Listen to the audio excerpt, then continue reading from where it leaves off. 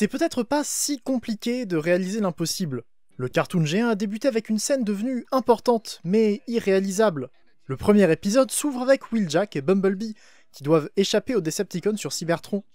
Leurs designs sont identiques à ce qu'on voit plus tard sur Terre, mais leurs modes alternatifs n'ont rien à voir.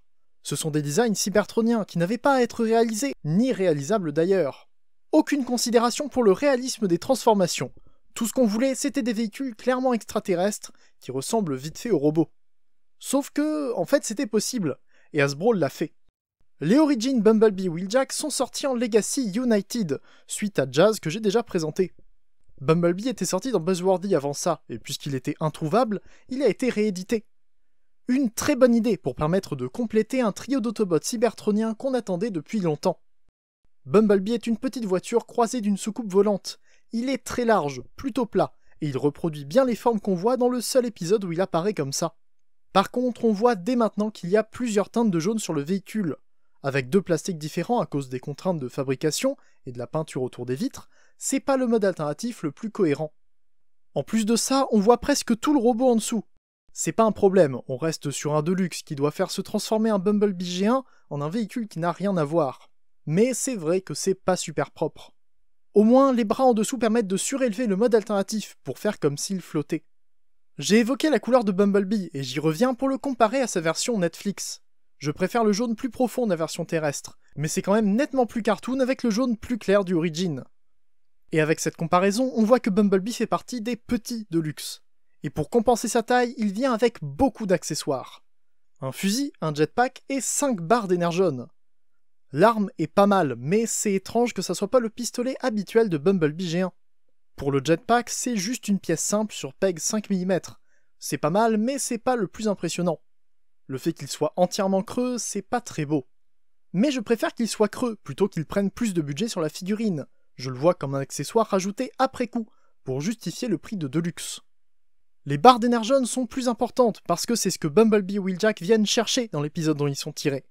Donc c'est une très bonne inclusion, et puisqu'ils sont nombreux, on peut faire pas mal de mise en scène. Et pour en voir plus, on va devoir se tourner vers Wheeljack. Origin Wheeljack est sorti en tant que Voyager dans Legacy United, et pour un robot de cette taille, c'est étonnant. Sauf quand on voit le mode alternatif. Wheeljack n'est pas une voiture de sport sur Cybertron, et à vrai dire, c'est pas une voiture du tout. C'est l'équivalent cybertronien d'un utilitaire spacieux, fait pour le transport plutôt que pour la vitesse. Et c'est à se demander pourquoi il a été converti en Stratos de rallye une fois arrivé sur Terre. Bref, ces considérations mises à part, Wheeljack est très beau dans ce mode. Il garde les couleurs simples du cartoon, avec du blanc omniprésent et un peu de vert, ainsi que quelques détails très jolis à l'avant et des vitres transparentes. Oui, les vitres sont transparentes et faites dans un plastique différent de la carrosserie, pour bien justifier le prix de Voyager. On le verra, c'est une figurine complexe qui n'a aucun espoir de repaint en un autre personnage. Et pourtant, ils l'ont réussi, et ils ont fait en sorte de le rendre le mieux possible.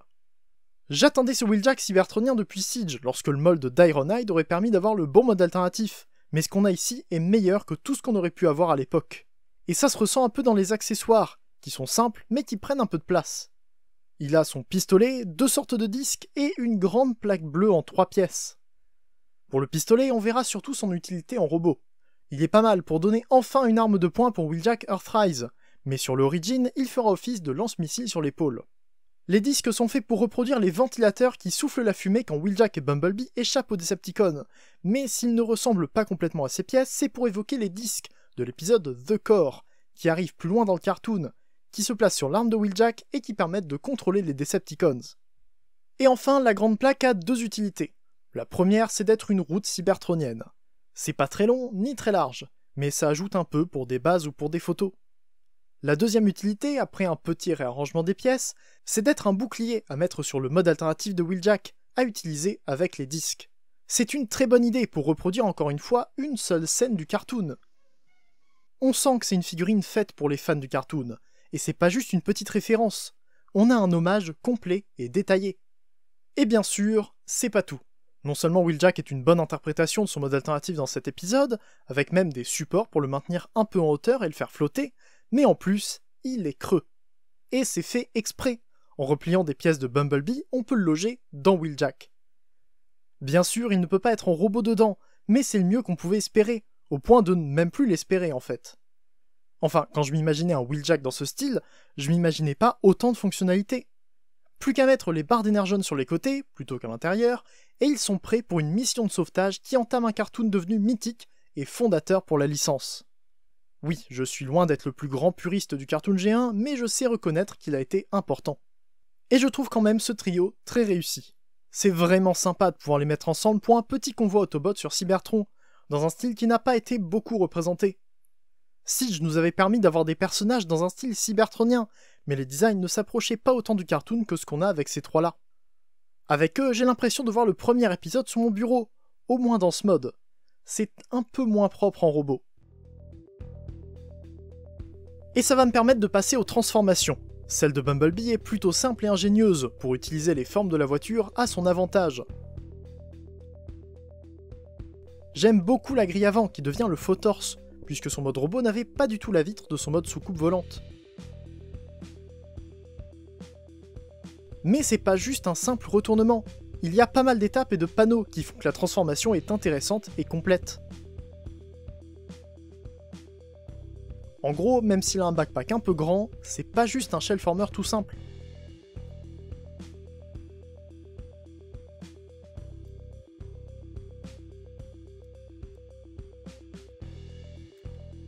Et c'est encore plus impressionnant sur Wheeljack.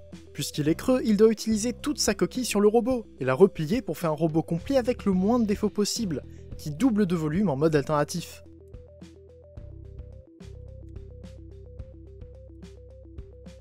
Et ça donne des jambes couvertes de panneaux mobiles, qui sont loin d'être une mauvaise expérience. J'aime beaucoup tous ces retournements, le pliage qui s'opère dans toutes les directions. En gros, si ça bouge, il faut le bouger. Il y a beaucoup d'étapes, mais c'est simple à prendre en main. J'aime aussi beaucoup les bras, qui expliquent un pare-choc aussi massif. Les avant-bras forment l'avant, et leur réarrangement est simple. Par contre, je pense que j'aurais aimé voir les ailes faites à partir du mode alternatif. Ce sont 2 pièces dédiées qui permettent de tenir le backpack en place, mais vu qu'on a une quantité astronomique de panneaux de partout, je pense que les faire à partir de la carrosserie aurait été une bonne idée.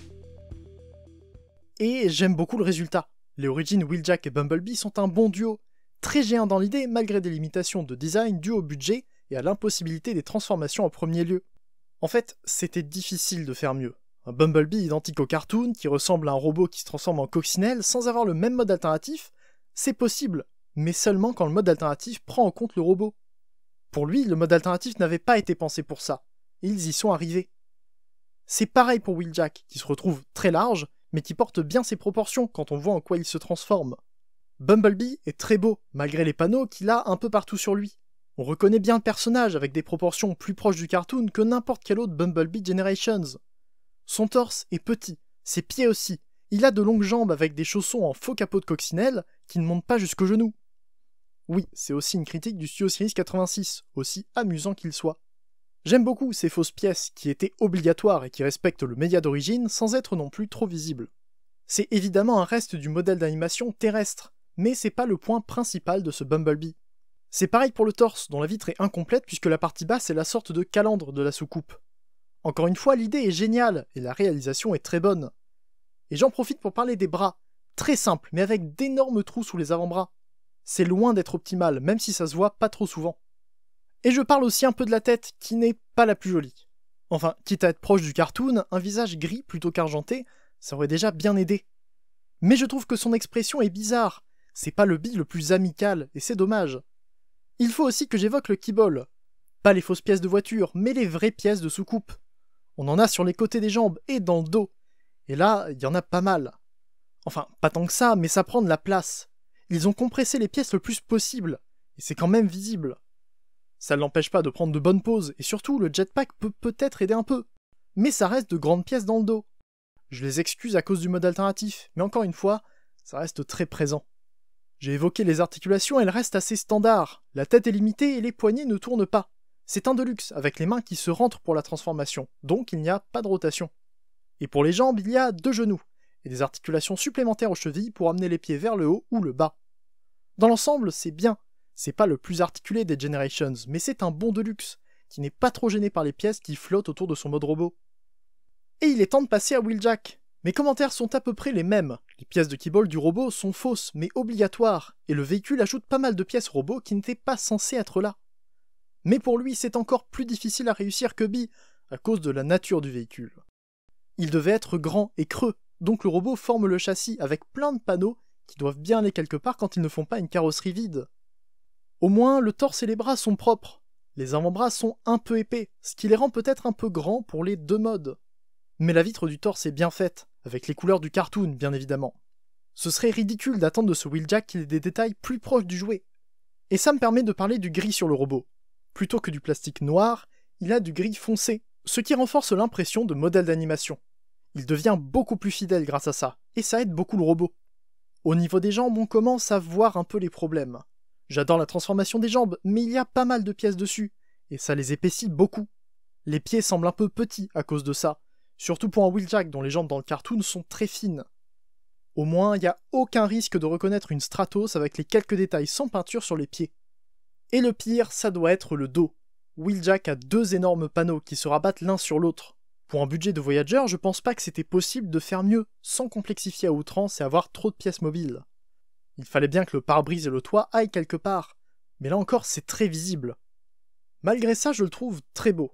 On reconnaît Wheeljack, il a la bonne tête, le bon torse, les couleurs sont réussies et il a même ses petites ailes, que j'aurais aimé voir d'une autre couleur. C'est clairement Wheeljack, mais le mode cybertronien l'a juste recouvert de panneaux. Et bizarrement, ça gêne pas ses articulations. Les épaules tapent nulle part, mais les coudes par contre, un petit peu. Il a des poignets qui tournent, ce qui est apprécié pour un Voyager. Le bassin tourne sans aucun problème, et les hanches incluent la ceinture, ce qui est une très bonne façon de faire. Les genoux ne plient pas à plus de 90 degrés, mais c'est normal, et les pieds sont sur ball joint pour plus d'amplitude. C'est vraiment pas mal, et ça marche plutôt bien. Pour parler des accessoires rapidement, il peut mettre le bouclier dans le dos, ce qui prend de la place et n'est clairement pas le plus important. En fait, tous les accessoires se mettent dans son dos. Et comme je le disais tout à l'heure, son canon d'épaule peut se mettre dans sa main, puisque c'est censé être son arme de poing. Par contre, il peut pas mettre le lance-missile de la version Earthrise sur son épaule, et c'est dommage. J'aurais aimé qu'il ait les deux, mais il faudra attendre encore un autre Wheeljack pour ça, je suppose. Bien sûr, tous les deux ensemble, ils donnent bien. Ils reproduisent une scène mythique du cartoon G1, et le début de toute l'animation Transformers qu'il y a eu depuis plus de 40 ans. C'est avec eux deux que ça commence, avec ces modes véhicules, et c'est génial de pouvoir les mettre ensemble. J'ai jamais été le plus grand fan du cartoon, mais la prouesse de voir ces designs réalisés aussi bien, pour des prix standards et de façon trouvable, ça fait vraiment plaisir. Parlant de les trouver, Bumblebee est disponible sur transformers.eu. Comme d'habitude, si vous cherchez quoi que ce soit d'officiel, vous pouvez aller là-bas pour être sûr d'avoir un service de qualité. Pas de boîte détruite, sauf si vous décidez de prendre un article qui est littéralement référencé comme tel. Et d'ailleurs, ça arrive de moins en moins souvent, parce qu'ils surveillent leurs sources et choisissent le meilleur, pour proposer le meilleur prix. Si vous comptez y aller, je mets un lien pour Bumblebee en description. Je note juste comme ça que suivre ce lien et faire des achats à partir de ce lien, ça va me permettre de m'aider, donc merci beaucoup à vous. Je peux maintenant mettre les 3 Autobots cybertroniens ensemble, pour les comparer rapidement. Et le meilleur, c'est Jazz. Enfin, niveau solidité des deux modes, propreté du robot et articulation, Jazz me plaît plus que les autres. Mais sinon, Wheeljack est plus facile à transformer. Pas parce qu'il est plus rapide, vu que c'est celui avec le plus d'étapes entre tous, mais tout se passe super bien. J'adore l'avoir en main et le transformer, alors qu'il y a quelques étapes sur Bee et Jazz qui peuvent être un peu plus compliquées ou inquiétantes. C'est un excellent trio, encore une fois irréalisable, mais pourtant bien là, pour le prix de 2 Deluxe et un Voyager. J'aime beaucoup les avoir, et je serais pas contre des seekers dans ce style. Je pense donc avoir fait le tour des origines Bumblebee et Wheeljack. Il aura fallu du temps, mais j'en ai enfin parlé. Merci d'avoir suivi cette review un peu longue. Comme d'habitude, j'attends vos retours en commentaire. Faites un tour sur Transformers si vous cherchez Bumblebee ou n'importe quel autre Legacy, Age of the Primes et toutes les autres gammes qu'ils ont en stock et en précommande. Il y en a beaucoup. Abonnez-vous pour ne pas louper les prochaines reviews. On se retrouve bientôt pour une prochaine vidéo, c'était Hilder, fin fort jour et salut.